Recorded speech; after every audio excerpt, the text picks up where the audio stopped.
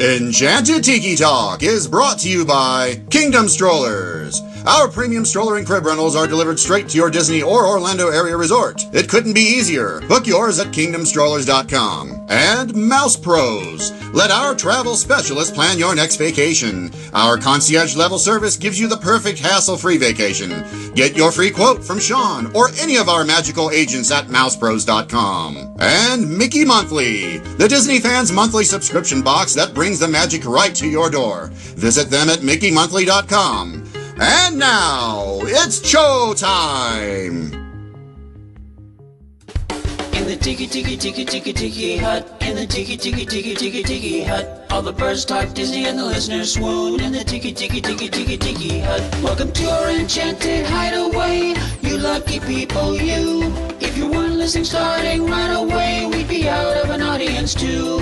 In the Tiki Hut, in the Tiki Hut, in the Tiki Hut, in the Tiki Hut. Hello and welcome to Enchanted Tiki Talk. This is episode 259 for the week of October 7th, 2018. So Keith is not available this week, so what we did was we decided to bring a friend on the show, and that friend is based far, far away. Not in a galaxy far, far away, but in a land far, far away. David from the UK. What's going on, David? Yeah, hey Sean, how you doing? Good. Thanks for coming on. No worries. It's thanks for inviting me over. It's a pleasure. Yeah, you're welcome. So why don't you tell our listeners out there a little bit about your love of Disney, how it started, especially being, from the UK. I guess you're not necessarily exposed to the same Disney mania that we are here, but just curious to know how that started. Yeah, sure. When I was obviously growing up, I was sort of always used to watch Disney movies. Always was interested in the new films and that. And like growing up, probably watched Robin Hood a lot when I was younger. But I met my wife 10 years ago this year, and sort of for some unknown reason, we decided for our first holiday up in about, I think it was 2009, we decided just to go to California, and I still don't know why. But we went headed over, which is quite away from here, and we arrived at a hotel, and there was just a big sign, big picture of Mickey, and it was like, visit the Disneyland resort, and we were like interested straight away, and then just there and then decided to get tickets. Cost us a fortune, and we went to the park in Anaheim, and it's just started there really, and it's just grown and grown, and we don't get to go over there as much as possible to like Orlando as much as we would love to, but we try. But we've got Paris here nearby as well for a quick visit. But yeah, it just started from there really, and it's continued, and we've booked our vacation for next year in September, so we're sort of starting to plan a little bit now. Yeah, so that's interesting that you went to California not planning to go to Disneyland. You just kind of just went. I think it's interesting that you just went to California, but that's yeah. We kind of just picked it out. It's just one of them places we thought, we'd love to go to California, see what it's like over there. And obviously we knew Disneyland was there in Anaheim because we picked Anaheim to stay, and but we never intended to get swept away how it was. As soon as you walk in the park, it's just like it's just magic, and it's you just get completely taken away with it. So was Hollywood all you ever dreamed of?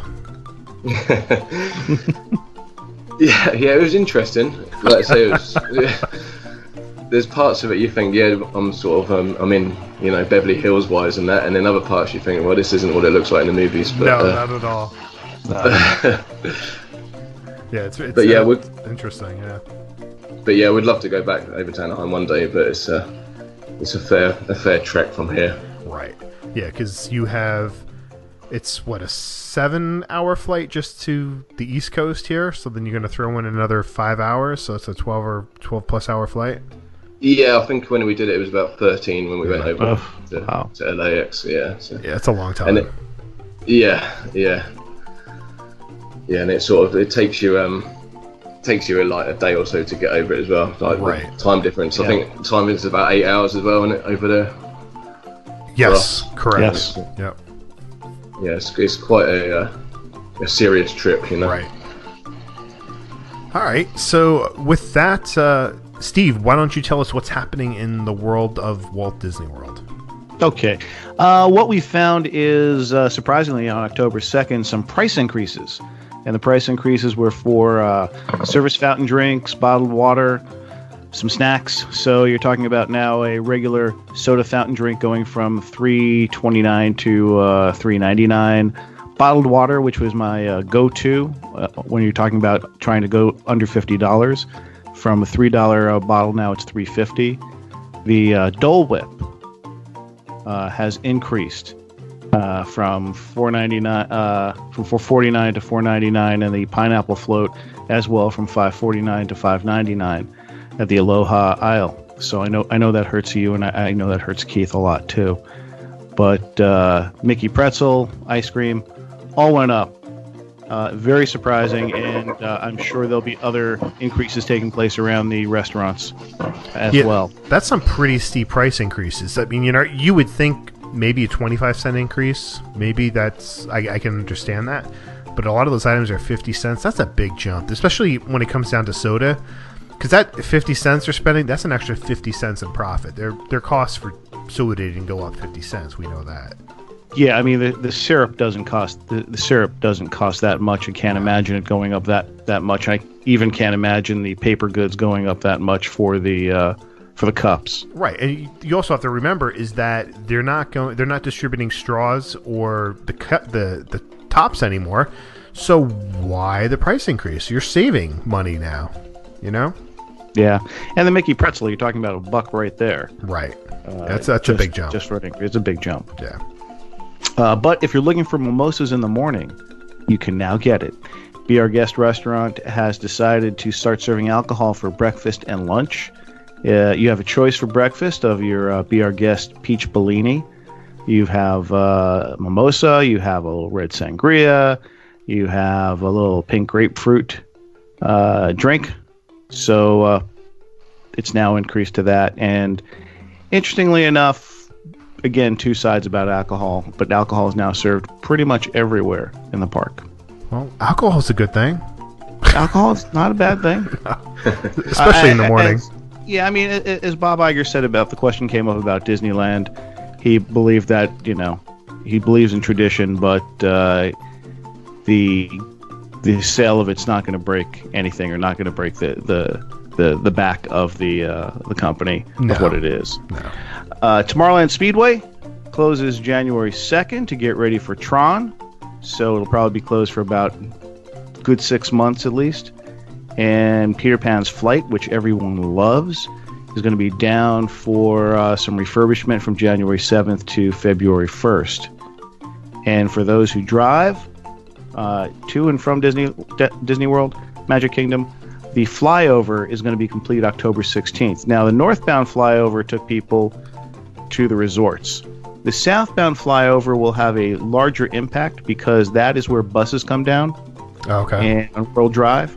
So they'll be able to, instead of having to make the right turn to go in front of the Magic Kingdom, they'll be able now to go straight down World Drive and head that way, or they'll be going down to Victory, and making the left to go to the back way to Port Orleans and the other locations there. So that'll be that should be a big help as the Magic Kingdom finishes each night. Right. Yeah, and it gets ready for the 50th anniversary. So that's the big news. All right, not bad. The Tomorrowland Speedway, that's gonna hurt a lot of parents with their young kids, especially people who've remember doing that as a kid themselves, and they want to take their kids there and have them drive for the first time. So, but at least it's sticking around. I wish it would just change it out and put something else in there, maybe electric cars. But hey, it's still there. Yeah. Still a lot of options in that park. Well, they'll be changing the structure of the pathways, right, to make way. So you never know what other changes they might make, which we don't know about. Cars have been seen here from other locations. So maybe they'll change over. Maybe they won't. But it's a good opportunity for them to make any major changes at this point. Right. Yep. Good point. How do you guys feel about the Tron attraction? Just out of interest. I'm looking forward to it. I think it's. I mean, you would have obviously other people who've been on it would know, but I think it could be a lot of fun, and it's a thrill ride, which I think Magic Kingdom kind of desperately needs for the teens. Yeah. I don't like that they're bringing an attraction from another park. But I mean, I think it'll fit in really well, and like Steve said, it's good for the younger, the teenagers and whatnot. So I think that's a good thing, and that park needs more attractions and more to do. I mean, it's crazy to think that because they have so many attractions, but it just needs more people eaters, you know. Yeah. Would you have liked to have seen it like something similar to Space Mountain in like its own design, rather than like an IP like Tron, which is not, maybe not one of the more popular against the younger generation? I would have liked anything original that they have never come up with before, but that's not the world of Disney that we live in anymore. Everything is IP based, which is a shame, because I think you kind of, granted in some respects going IP works for some things, but for others it doesn't. I think they need to bring some more originality back in there, but I applaud them for putting a Tron attraction anywhere, considering that Tron really isn't that popular, in the grand scheme of things. Yeah, I agree. All right, so with that, let's take a quick break. A dazzling place I never knew.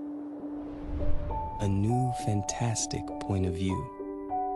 No one to tell us no, or where to go, or say we're only dreaming. Let me share this whole new world with you.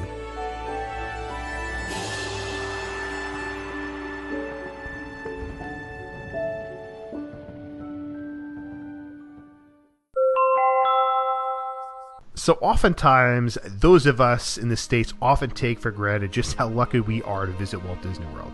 So with that being said, how would it be, or what would it be like if you lived across the pond and visited Walt Disney World?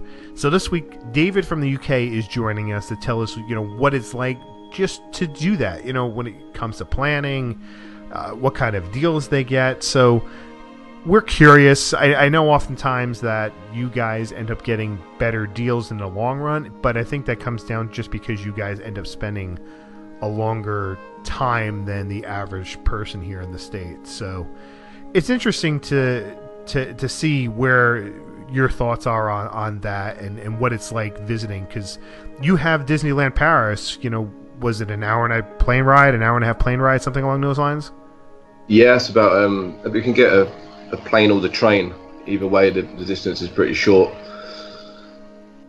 Yeah, so I mean, you have options. You can go there, or you can go to Disney World. But of course, I think you want to go to Disney World because it's just warmer.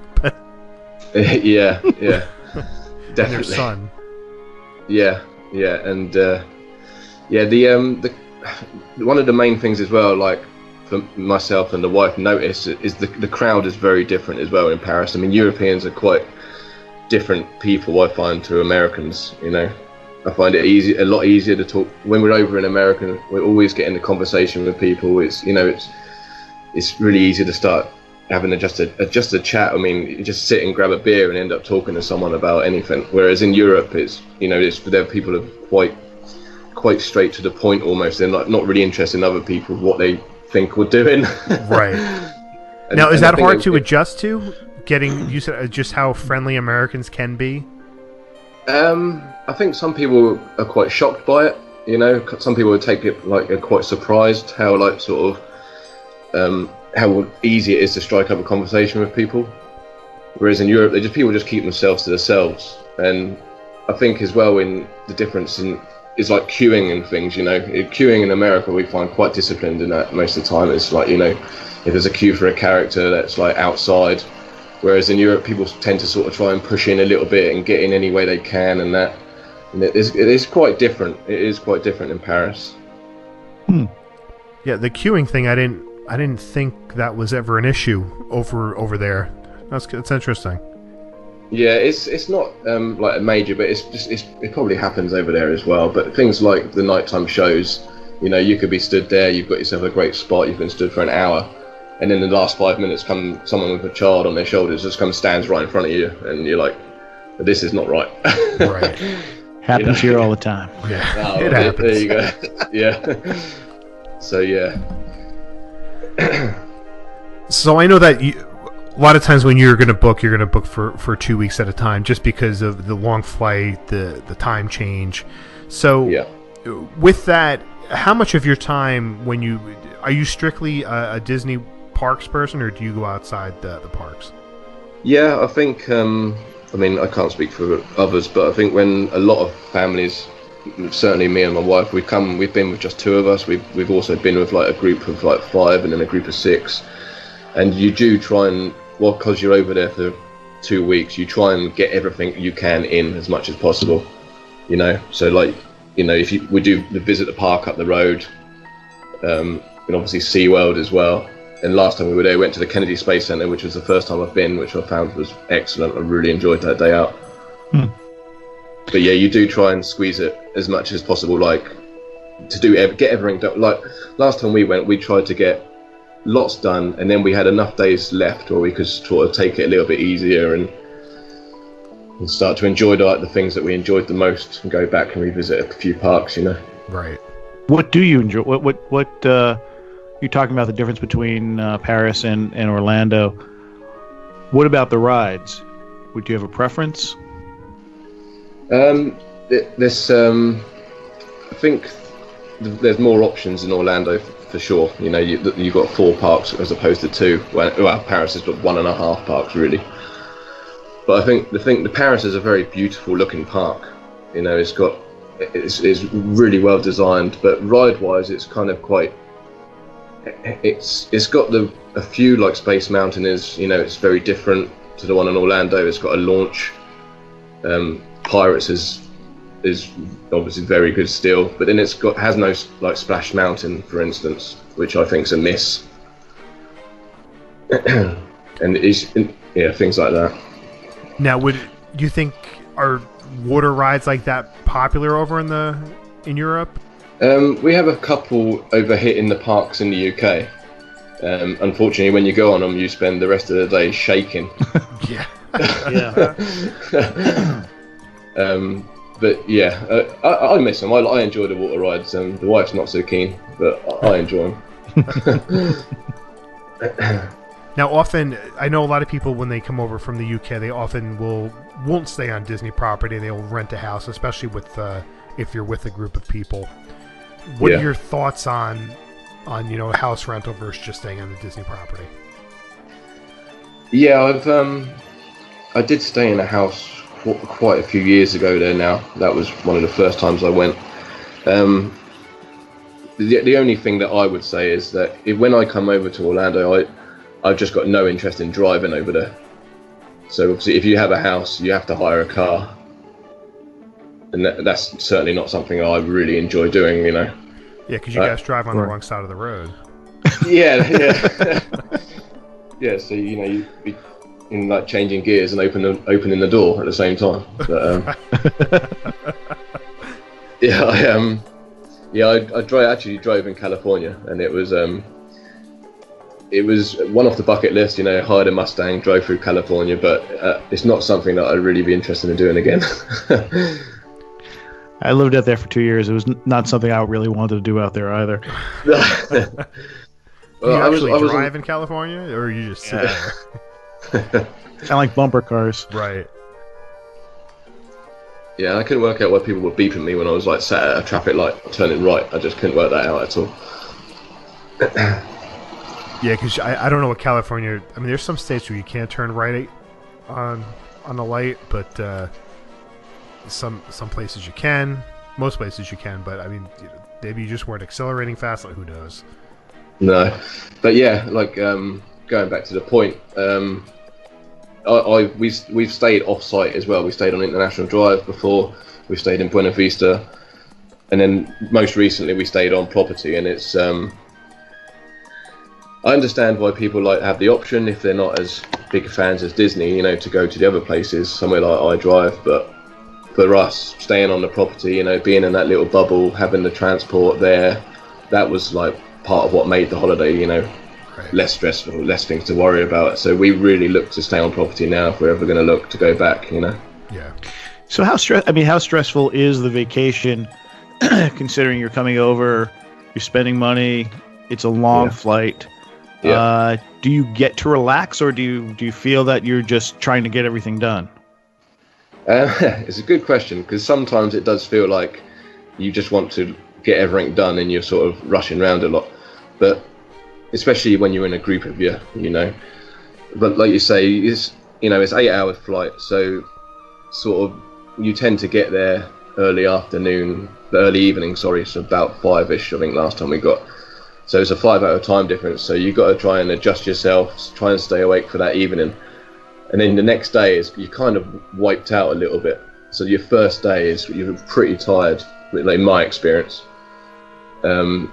So you kind of we always try to do a bit of a slower park day that day, maybe go Epcot, walk around World Showcase, try and take it a bit easier.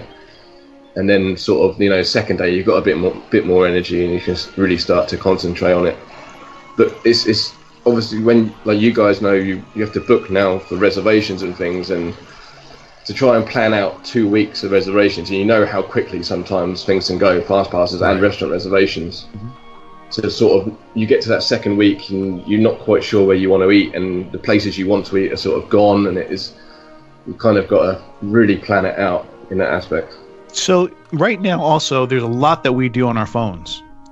Yeah. And sometimes the Wi-Fi in the parks are not great. Have you found problems with that?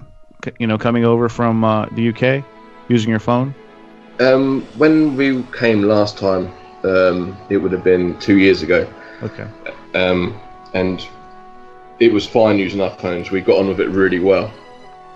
I think it must have been pretty new there, the Disney app at that time. But we found it really easy, really handy to book fast passes on. That we ended up using it quite a lot. But I imagine it's changed quite a lot since in the last couple of years. I mean, mobile ordering seems to be a hit and things like that.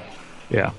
Yeah, I haven't been to Disney in almost a year at this point, so I don't know how the Wi-Fi has been in the parks. I know it's always been spotty oftentimes for me, and oftentimes I need to come off the Wi-Fi and just use cellular. So hopefully, being from the UK, you don't want to be incur those data charges. So no. You really need to rely on Wi-Fi.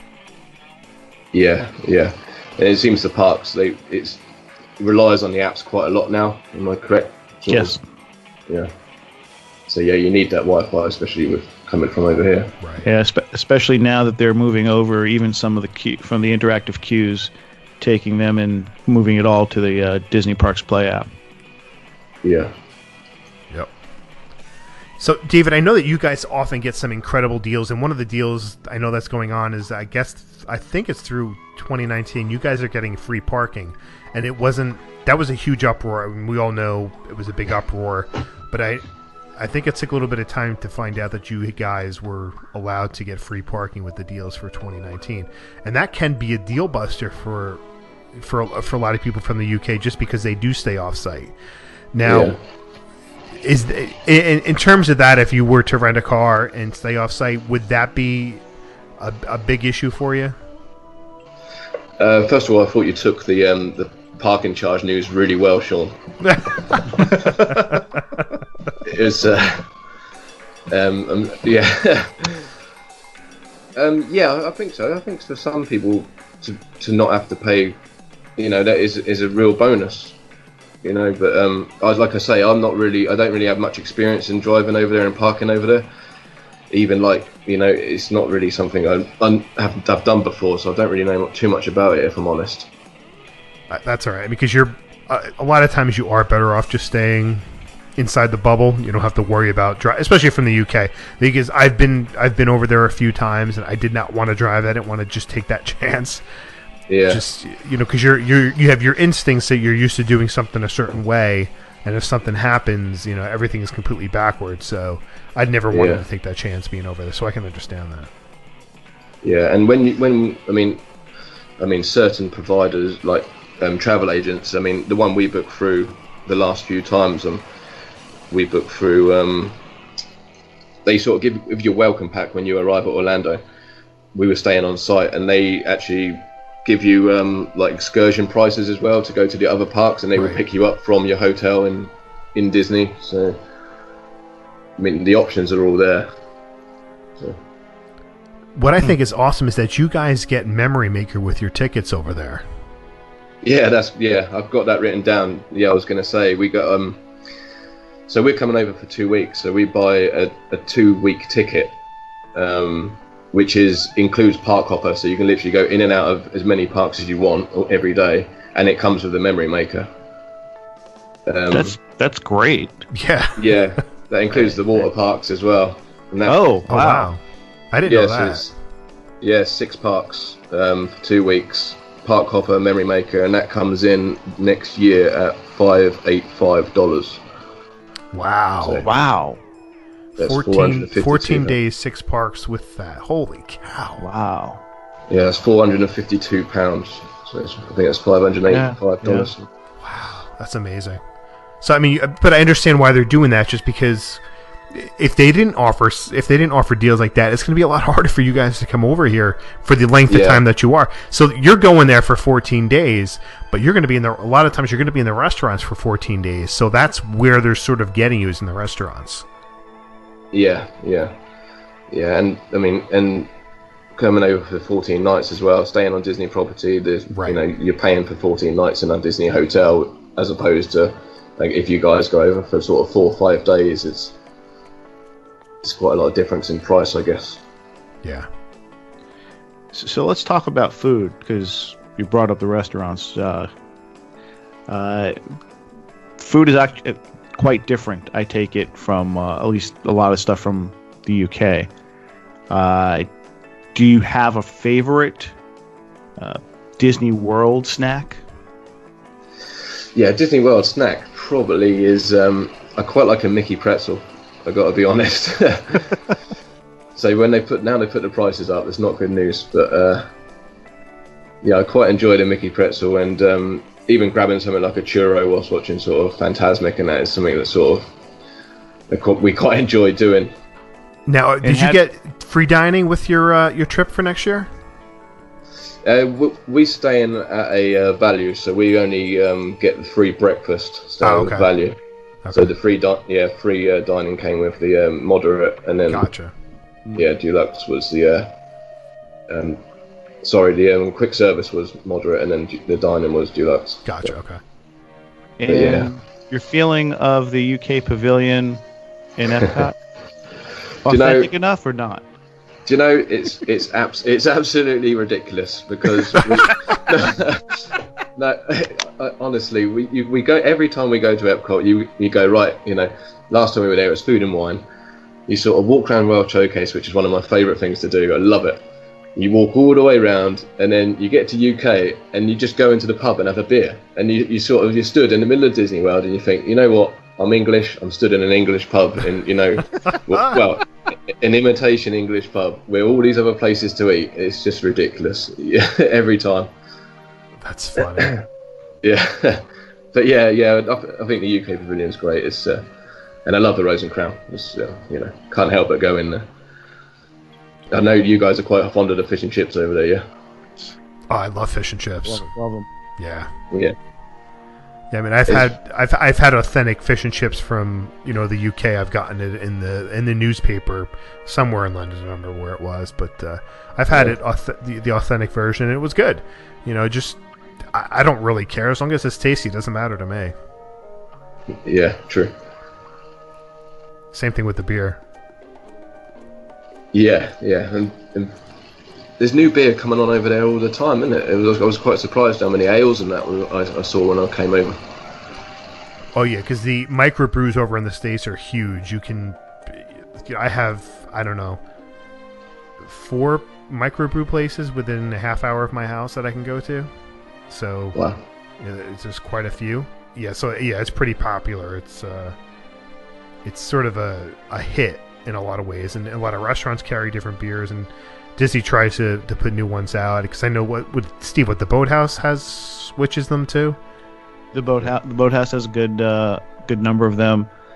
There's usually a lot of the places, even the Showcase, the restaurants at the Epcot, have very good beers geared towards their country. Right. Yeah, I've heard quite good things about the Baseline Tap House in Hollywood Studios. Great place to go to. Nice place. Some good alcohol there. Some good beer. It's very. You feel out of the way, which is what I like about it. It does feel like an oasis when you get there. Right. Because of the music, because of the surrounding area. At this point, you're not getting a lot of crowds because there's really nothing past there other than Muppets 3D. So you really get to enjoy the flavor of it there. California music, it's all relaxing. I like it. They have some good beer selections when I was there last year. I thought it was good, and like Steve said, it wasn't that crowded. The only thing I didn't get to do was try any of the food. Food's okay. Nothing to write home about. If you're having a beer and you're just having something to snack on, it's fine. There's really not much else there.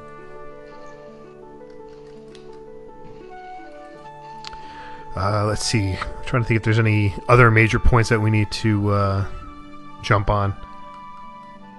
Cover food, tickets, transportation. You get Magical Express. You know, you have a long flight, so that was sort of covered. Anything else, Steve? I'm just curious. You were talking about how friendly people are. A lot of it probably has to do with your accent.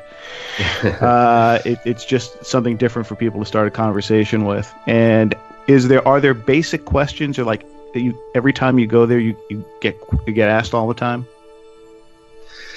Yeah, we sort of got sat down waiting for Fantasmic when we were visiting Disneyland, and we got sort of talking to some local people there, and they sort of started very started asking for certain things and what we called certain things, and looking for new words, and it was just like you hear in all the stories, wanted to know. So I think the word jumper was one of the ones they were most surprised with. Have you heard of a jumper? Anyone heard of a jump? Yep. Yeah, so yeah, they were quite surprised by that. I mean, but I think when we were there, as boring as it sounds, politics was one of the questions that came up. One of the first things that we were asked was, "Oh, how's Brexit going?" And it was like, "Oh man." Jeez. It's like, where on earth do you start? It was, at the time, it was your election as well, and it was just chaos both sides of the water. Right. Yeah. Mm-hmm. But yeah, that gets a lot of conversation. Yeah, I try to avoid any kind of political talk anymore. Oh, tell me about it. Yeah. Especially at Disney. Oh yeah. Yeah. Definitely. Yeah. This was just when I was sat down having a beer as well. It was kind of. just when you want to relax a little bit, and you get that. Yeah. So when you meet other people from the UK, do you kind of like give them the "Hey, how you doing"? Well, it depends where they're from. No, you kind of when you see someone from the UK, it's like, oh, you're sort of where you're visiting from and that. But I don't know. It's I just want to. It's like more interested in talking to you guys. I mean, if I'm honest, we get to see English people all the time, but it's just really. It's interesting to hear all your guys' different opinions on things, and and it's just nice. It's nice to talk to people from a different country. Right. Oh yeah, I agree. I like visiting other countries. Is there anything that surprises you when you visited? What about the people or the people or the rides? I mean, is there anything about Disney World that you just were like, wow, that's just strange? I think the for people that haven't been there, like in my family and like you can never quite explain to them like the size of Disney World. You know, I think they can't really grasp like how big it is out there. You know, whereas like our parks over here, you sort of just got the park and that's it. Whereas over there, it really is like its own little sort of city as such, isn't it? You know. Mm-hmm. And I think that's something, you know, every time I go over there, you've got like these massive I mean, that's one straight away. When you're on the sort of motorway or freeway, Yep. And you're driving down this, you know, 5-lane, 6-lane motorway, and then all of a sudden you see the big sign in front of you, and you're like, wow, you know, that gets you every time. And you get people, you know, trying not to crash into each other or taking pictures. But yeah, that's, you know, I love that part of it. You know, you really know that you're there once you go through them gates, and yeah. Okay. All right. David, I want to thank you for coming on, and everybody that comes on the show gets to do the Tiki Lightning Round. And Steve asked one of the questions for the Tiki Lightning Round, so I'll come up with another one, and that was favorite snack. But first question is your favorite Disney movie. Or probably from childhood wise, I'd probably have to say Robin Hood. Favorite character? Jack Sparrow. Let's say your favorite cold treat. There's got to be a Mickey bar. Your favorite Disney park? Epcot. And your favorite Disney memory? Favorite Disney memory? Oh well, that is a tough question. Favorite memory is, man, that is really tough because it's like, you know, probably the last time we went, you know, we were on our honeymoon. We had reservations to be our guests, and we sort of didn't really know too much about it, and we arrived at the Magic Kingdom just before rope drop, and we managed to see the welcome show. Mm-hmm. And that really sort of set the day, you know, first day in the Magic Kingdom, you know, and it was like emotional before you even went into the park, and that's probably the biggest thing that sticks out on that holiday. You know? Nice. All right, David, is there? You want to tell the people where they can find you on Twitter if they want to friend you, ask questions about the UK, ask about Brexit? No, we are banned from Brexit. It's not. Yeah, I'm only on Twitter at David Coffin 7. That's it. That's all I'm on. All right, great. Thank you for coming on, and that's going to do it for this week. But first, we want to thank our sponsors, Kingdom Strollers. Get your premium stroller and crib rentals at kingdomstrollers.com. Let the vacation experts at mousepros.com help plan your next perfect Disney vacation. Don't forget to check out the store at redbubble.com/Tiki Talk Podcast. You can connect with us on social media. Find us at Facebook at a channel Tiki Talk, Instagram and Twitter at Tiki Talk Podcast. You can also leave us a message on the Tiki Talk hotline, which is 256-4MINE-TIKI, 256-469-8454. If you enjoy the show, please take the time to rate us on iTunes. You can find me on Twitter at 1 Minute Disney Dream. That's 1MIN Disney Dream, MouseWebVacations.com, and MousePros.com. And you can find Keith on all social media at Dole Whip Daily. And you can find me on Facebook, Instagram, and Twitter at Disney Diary. And don't forget to check out DisneyDiary.com for your latest news. I want to thank Steve for joining us, and for David staying up extremely late to talk Disney with us this evening and morning for him. So with that, Alan, take it away. Thanks for listening this week. For Sean and Keith, I'm Alan, and this has been Enchanted Tiki Talk. Aloha.